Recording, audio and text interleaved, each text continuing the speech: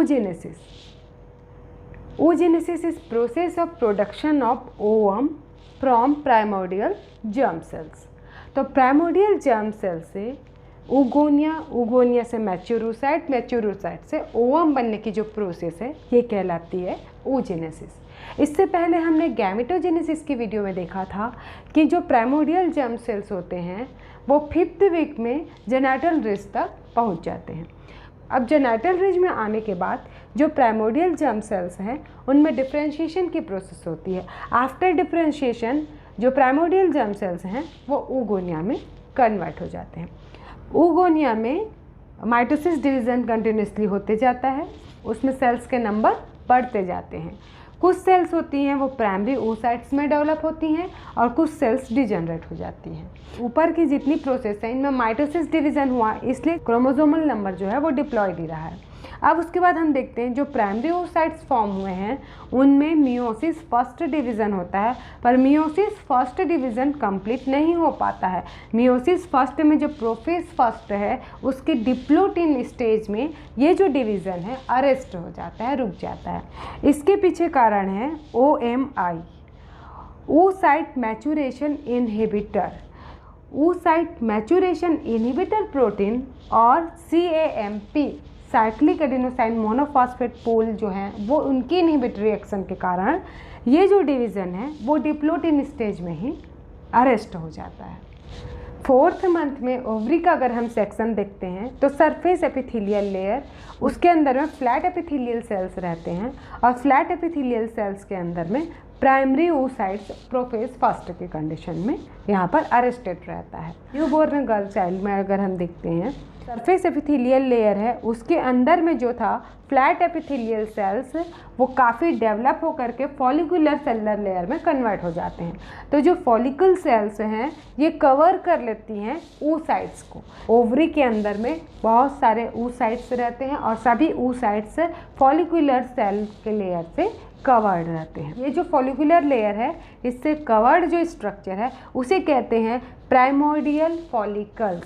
तो primordial follicles ovary में भरे रहते हैं. अब कोई भी oogonia यहाँ पर नहीं रहता है. इस प्रकार से जो डेवलपमेंट है oocytes का उसमें जो डिवीज़न है कार्योकाइनेसिस से वो अरेस्ट हो चुका है, परंतु जो आउटर मोस्ट लेयर में फॉलिकल सेल्स का डेवलपमेंट है वो होते रहता है.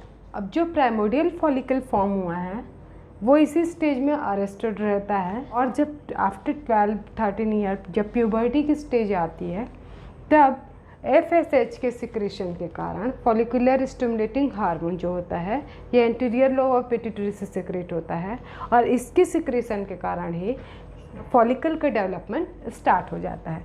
इनका डिवीज़न होता है और साथ ही फॉलिकुलर सेल्स बहुत सारे लेयर्स में जो oocytes है उसको कवर कर लेते हैं और इस प्रकार से यहाँ पर क्यूबॉइडल शेप में जो फॉलिकुलर सेल्स हैं वो ग्रेन्युलोसा लेयर फॉर्म करते हैं. oocytes के बाहर की लेयर पे ग्रेन्युलोसा सेल्स ग्लाइकोप्रोटीन सिक्रेट करते हैं. ये जो ग्लाइकोप्रोटीन का जो लेयर है ये फॉर्म करता है जोना पेलुसिडा. तो इस प्रकार अब जो प्राइमरी oocytes है वो जोना पेलुसिडा से कवर है और उसके बाद ग्रेन्युलोसा लेयर से कवर है. तो ये जो स्ट्रक्चर फॉर्म हुआ है इसे आप कहते हैं प्राइमरी फॉलिकल. ये जो ग्रेन्युलोसा की सेल्स हैं इनके सिक्रेशन के कारण एक स्पेस फॉर्म हो जाता है जिसे एंट्रम कहते हैं. फॉलिकुलर फ्लूइड है जो एंट्रम में भरा हुआ है वो हाइलुरोनिन और प्रोटियोग्लाइकन्स होते हैं. अब उसके बाद हम देखते हैं कि ये जो प्राइमरी oocytes था वो कवर्ड रहता है जोना पेलुसिडा की लेयर से और जोना पेलुसिडा की लेयर के बाद हम देख रहे हैं कि ग्रेन्युलोसा की लेयर है वो एंट्रम फॉर्म कर देती हैं बीच में. बाहर की तरफ जो और भी 2 लेयर्स यहाँ पर फॉर्म हो जाते हैं, एक है थीका एक्सटर्ना और दूसरा है थीका इंटरना. जो थीका एक्सटर्ना होता है वो फाइब्रस कैप्सूल के फॉर्म में कवरिंग फॉर्म करता है और जो थीका इंटरना है इसमें सिक्रेटरी सेल्स होते हैं जो सिक्रेशन करते हैं बाद में एस्ट्रोजन का. तो थीका इंटरना और ग्रेन्युलोसा के सेल्स होते हैं वो सिक्रेटरी फंक्शन के होते हैं और ये एस्ट्रोजन का बाद में सिक्रेशन करते हैं. यहाँ पर हम देखते हैं कि जैसे ये जो प्राइमरी फॉलिकल स्ट्रक्चर है उस पर एंट्रम का फॉर्मेशन हो जाता है तब ये जो स्ट्रक्चर है कहलाता है सेकेंडरी फॉलिकल.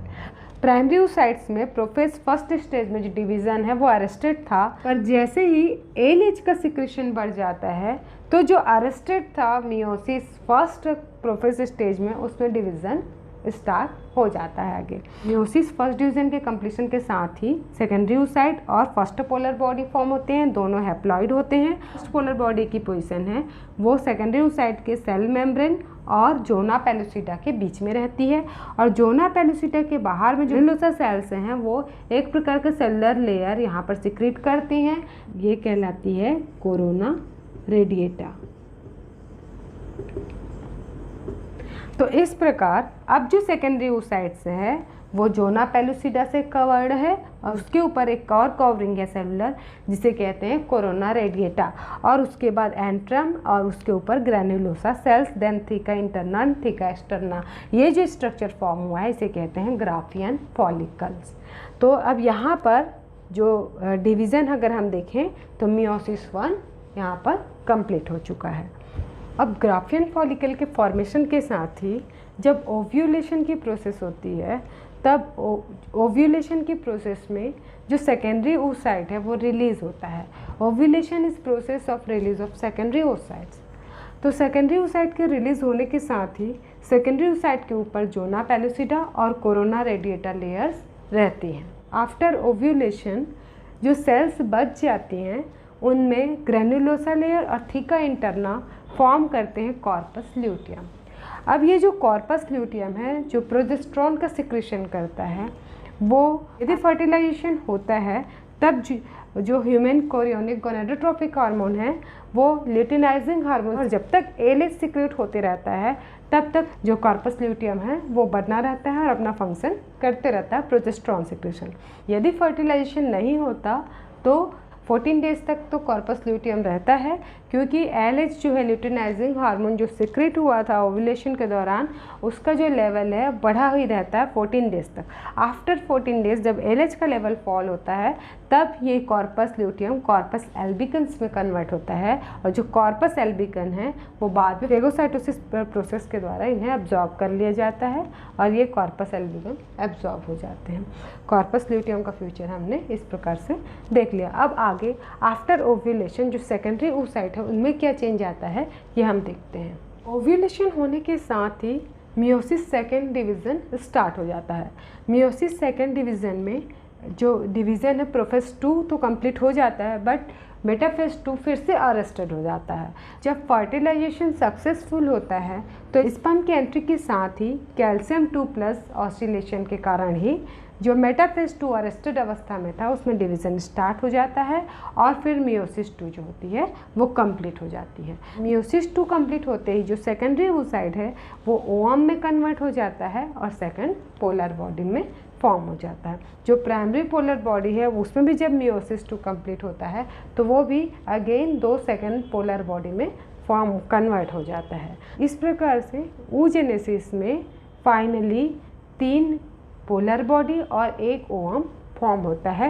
ये चारों हैप्लॉइड होते हैं, साइज में पोलर बॉडी छोटे होते हैं और ओवम लार्ज साइज्ड होता है।